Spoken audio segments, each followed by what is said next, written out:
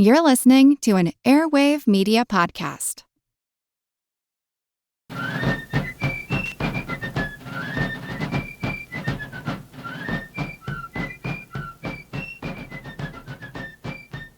Hello, and thank you for joining the American Revolution. Today, episode 90, The Battle of the Cedars. In the months following the failure of General Montgomery and General Arnold to take Quebec, the Northern Army in Canada got little attention. The focus really remained on Boston. After the British evacuation of Boston in March, members of Congress and military leadership continued to bicker, resulting in weeks of indecision about how to send a new leader to Canada. Washington finally got Congress's approval to send a new leader to the Northern Army, and that leader was General John Thomas from Massachusetts. Now in his early 50s, Thomas had military experience going back to both King George's War as well as the French and Indian War. He had played a leading role in the British capture of Montreal from the French in 1760. He was an early patriot and part of the militia army that besieged Boston. The Massachusetts Provincial Congress made him a lieutenant general just below Artemas Ward.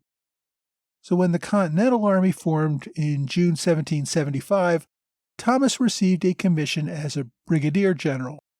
Now, he almost didn't take it as he considered it a demotion. But Congress did not want to have two major generals from Massachusetts. General Washington finally convinced him to take the job and sweetened the deal by making him the most senior brigadier general. Now, Thomas served as field commander of the army on Dorchester Heights, the occupation of which finally convinced the British to evacuate Boston. Following that success, Congress finally promoted Thomas to Major General and decided to give him his first independent command, taking charge of the Continental Army in Canada.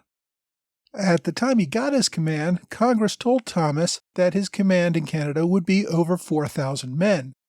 When he finally arrived in late April, though, he found that he had nothing close to those numbers. Although the Continentals had transferred more soldiers to Canada during the winter, large numbers of them had died of smallpox. Many more were still sick with smallpox or other diseases and unfit for duty.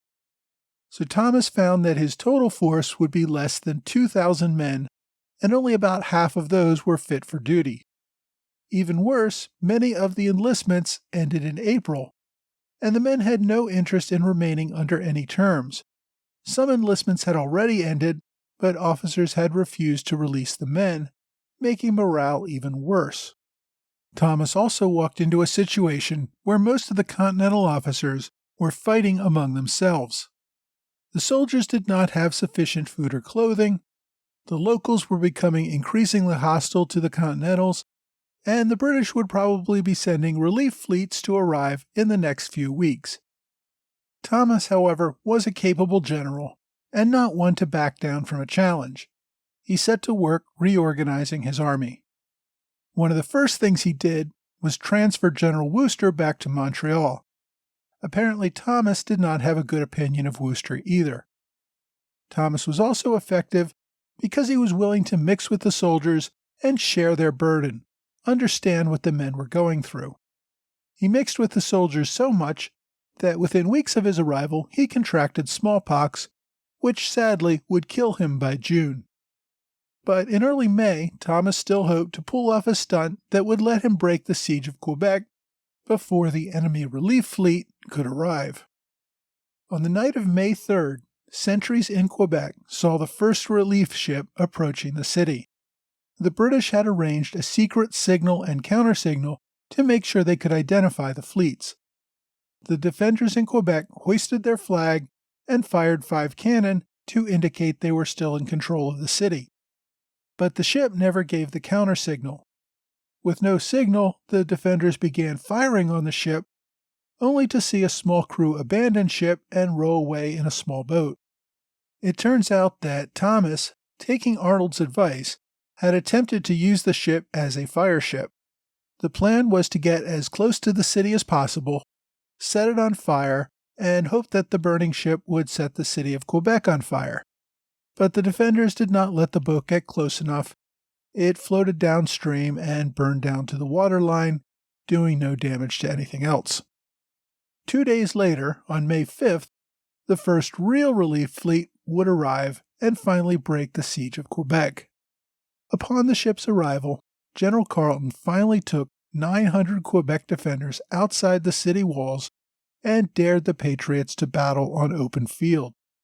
The few hundred Continentals still around Quebec fled without even attempting to mount a token challenge. They abandoned the artillery placements that Arnold had constructed in the months prior and all moved upriver. A few days later, General Thomas held a council of war with his officers. Thomas still favored taking a stand at Deschambault, a city a few miles upriver from Quebec. At this point, the Patriots were still not sure how large the British relief fleet would be. Most of the fleet had not yet arrived. General Wooster also favored taking a stand, but almost all the other officers in attendance voted to retreat further up the river to Sorel, where the St. Lawrence River met with the Richelieu River. That was the Patriot line of retreat back to Lake Champlain if the British attacked in force. Thomas stayed at Deschambault in case the promised artillery arrived soon. He could make a stand there and at least command a holding action to delay any British assault. Meanwhile, General Arnold, back in Montreal, wanted to get closer to the front and stop what he saw as a precipitous retreat. He moved to Sorel, where most of the Patriots from Quebec were going.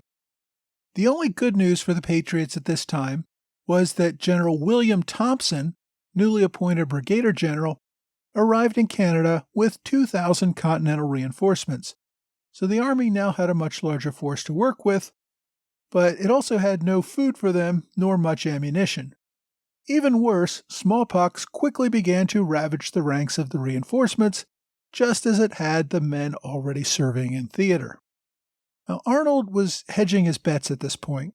While he was trying to move as many forces as possible forward to confront an expected military advance from the British, he maintained posts further south to make sure the army had an open line of retreat should rumors of an overwhelming number of British reinforcements prove accurate.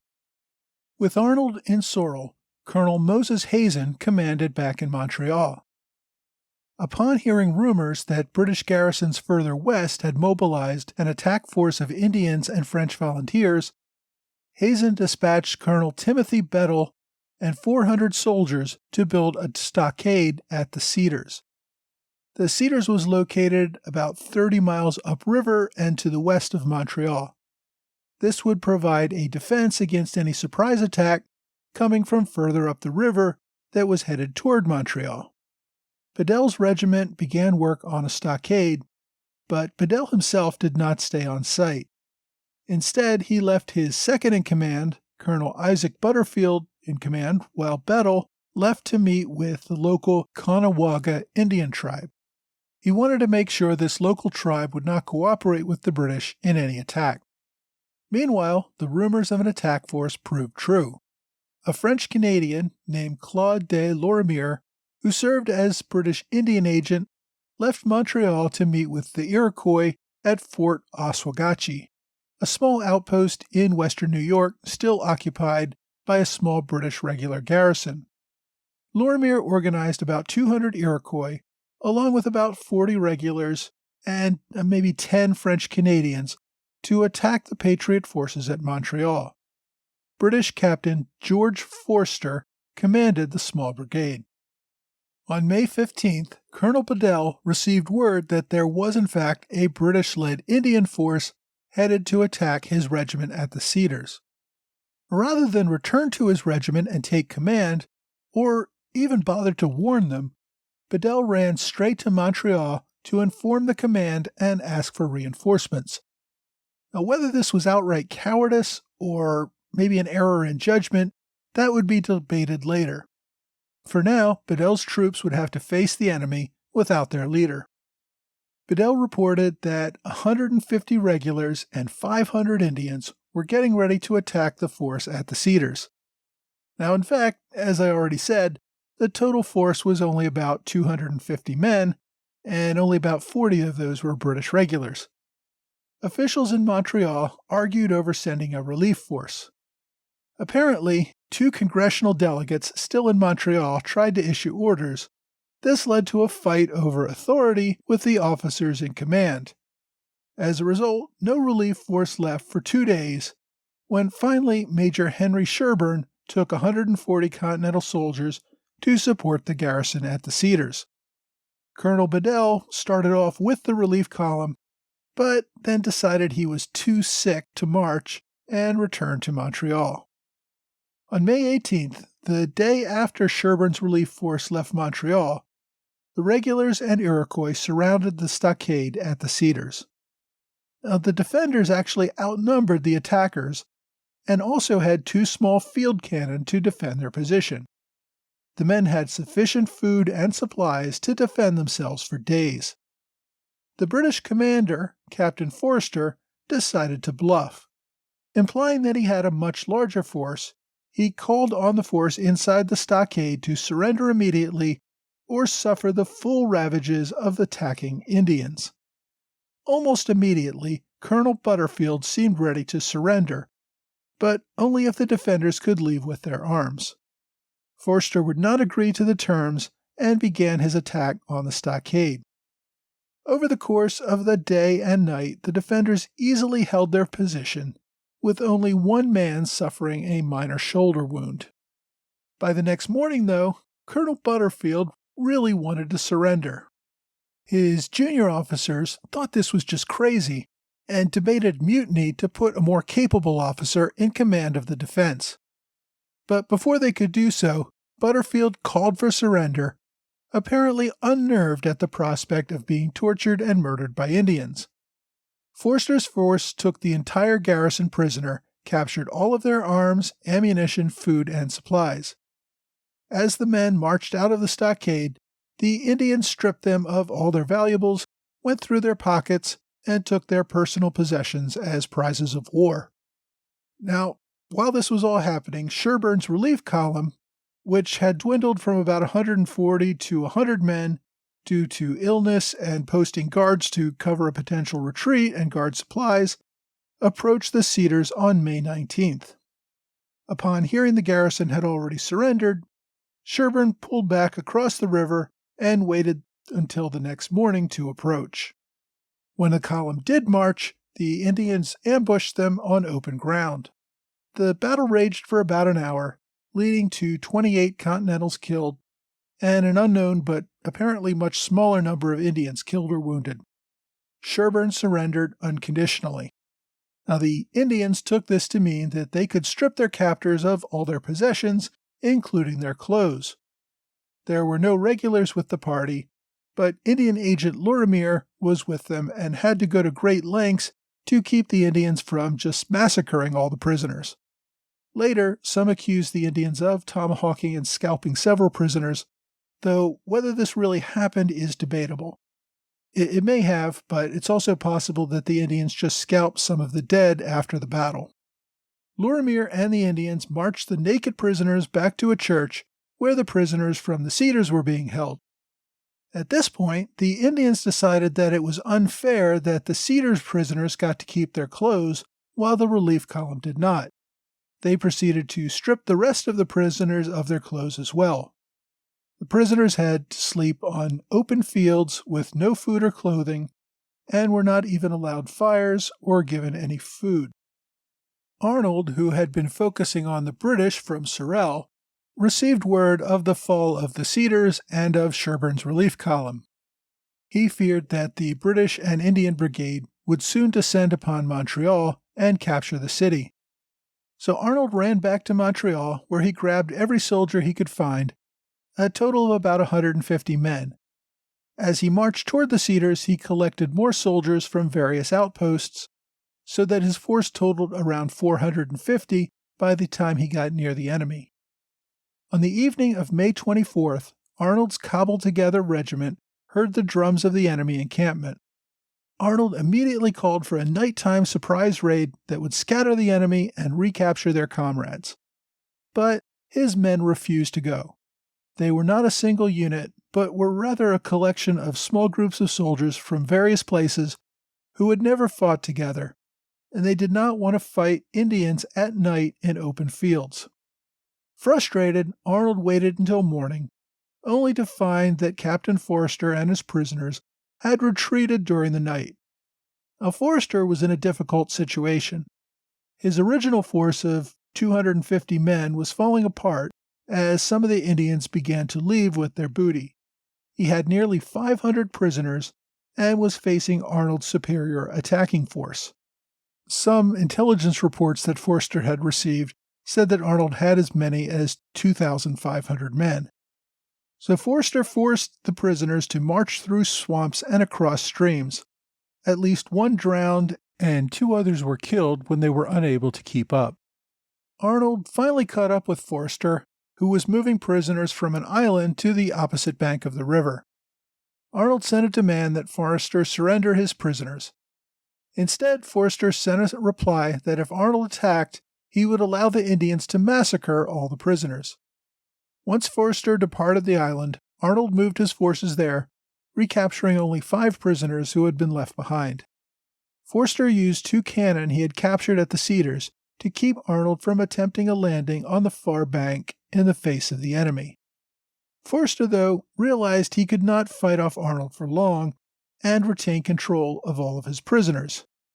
He reached a deal with the 2 captured commanders, Butterfield and Sherburne, to release all the prisoners on the promise that they would be exchanged for captured prisoners of equal rank.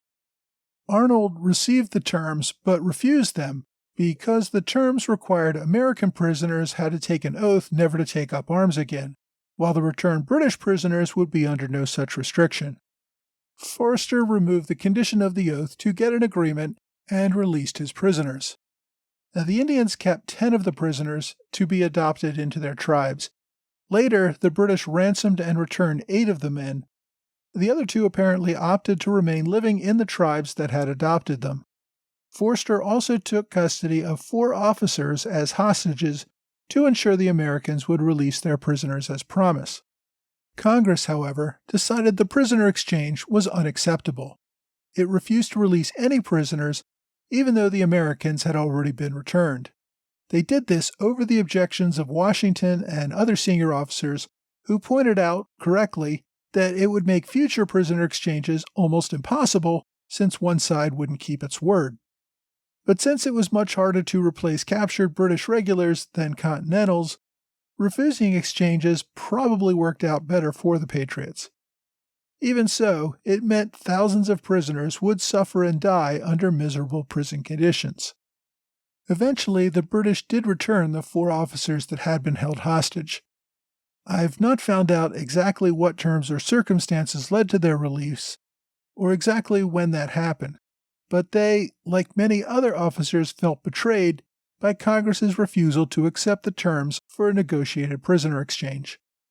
Colonels Bedell and Butterfield both faced courts-martial for their behavior. Washington, who almost never said anything bad about a fellow officer, called their conduct base and cowardly. John Adams, who was never shy about criticizing anyone, called it the first stain upon American arms. Given combat conditions of the time, the courts-martial had to be put off for several months. After all, the British were still in the process of invading from Canada. For the moment, everyone had to fight, and the hearings would come later. In August, a court-martial found Bedell guilty of quitting his post when he ran back to Montreal rather than to his regiment when he heard of the enemy's approach. Bedell blamed his behavior on fuzzy thinking due to illness. He was suffering from a mild attack of smallpox after recently being inoculated. He claimed this affected his admittedly poor judgment. Even so, the court-martial ordered him dismissed from the army, though he was permitted to rejoin a little over a year later. A Butterfield, who had surrendered the Cedars without much of a fight to an inferior force, faced a court-martial for cowardice. The court found him guilty and dismissed him from the army permanently. One other outcome of the incident was that Arnold, surprise, surprise, made a few more enemies. Before returning to Montreal, Arnold ordered Colonel John Philip de Haas to burn a local Indian village, possibly for its cooperation with the marauders. After Arnold left, de Haas decided not to burn the village, as it might provoke a new Indian uprising. When Arnold learned about the refusal to obey his direct order, he was outraged. De Haas would go on to become a general, but remained on Arnold's bad side for the remainder of the war. Colonel Moses Hazen had also served under Arnold during the attempted rescue of the Cedars garrison. Hazen had been among the officers who refused to back Arnold's attempts to attack the enemy aggressively. During the arguments, the two men exchanged insults and became lifelong enemies. Arnold, who had written several positive comments about Hazen up until this point, now believed the man was not fit for command. Although Hazen would also become a general, Arnold wanted nothing more to do with him, and apparently the feeling was mutual. The Battle of the Cedars, as it became known, was in fact another stain on the reputation of the Northern Army. It would not be the last defeat, as the British pushed the Patriots out of Canada and reclaimed that territory for the King. Next week, I'm going to take a step back from all the battles raging around the continent and take a look at the state constitution movement that is easing the colonies into becoming independent states.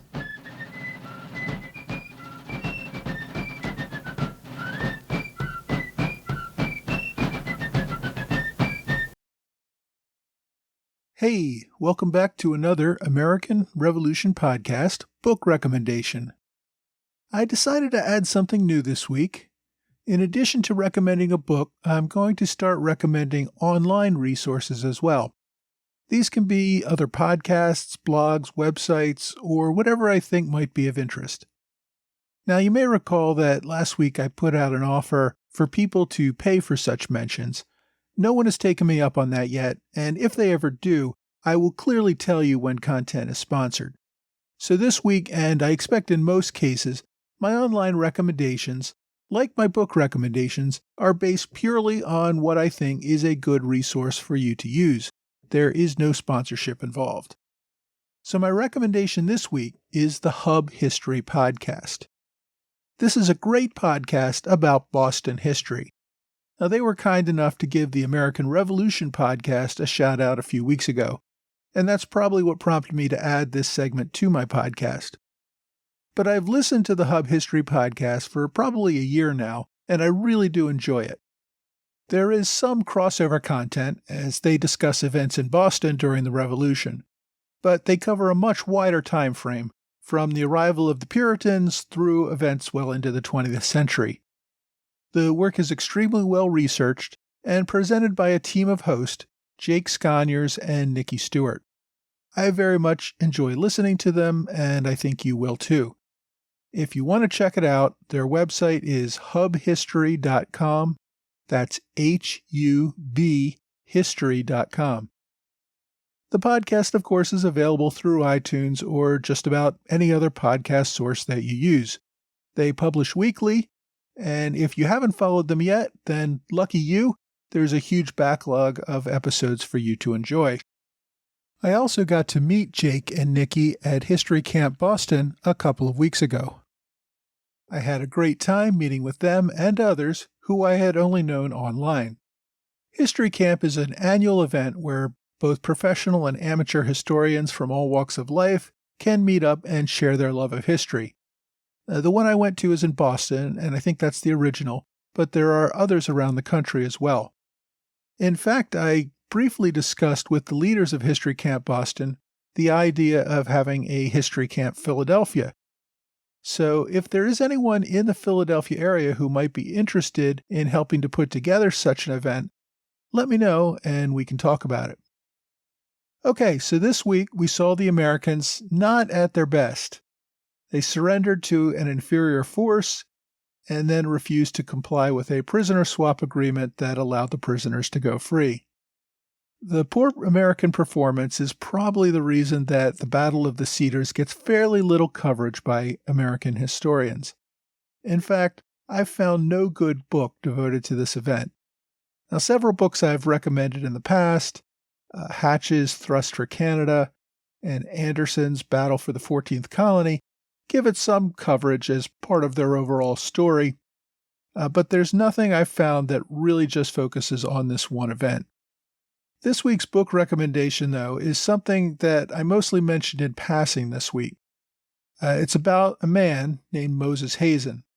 The book, Moses Hazen and the Canadian Refugees in the American Revolution by Alan Everest, covers this Revolutionary War general from Canada.